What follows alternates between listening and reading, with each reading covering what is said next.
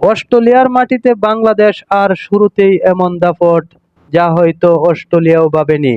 মাত্র ১৯৮ রানেই all out Australia, আর bat হাতে ইতিহাস গড়লেন তানজিদ হাসান। কিন্তু আসল চমক এখানেই শেষ নয়।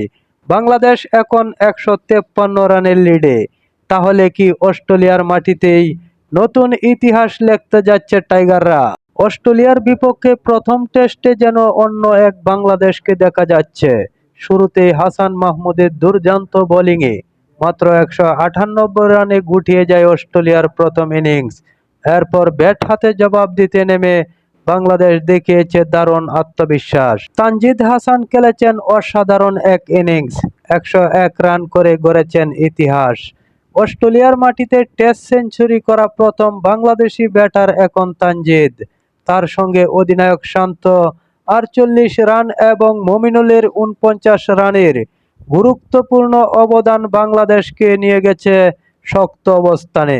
দ্বিতীয় দিনের শেষে বাংলাদেশের সংগ্রহ ৩৫১ রান ৬ উইকেটে, অর্থাৎ অস্ট্রেলিয়ার চেয়ে ১৫৩ রানের লিড। এখন প্রশ্ন একটাই, বাংলাদেশ কি এই লিড আরো বড় করে অস্ট্রেলিয়াকে চাপে ফেলতে পারবে, নাকি ম্যাচের শেষ দিকে ঘুরে দাঁড়াবে অস্ট্রেলিয়া?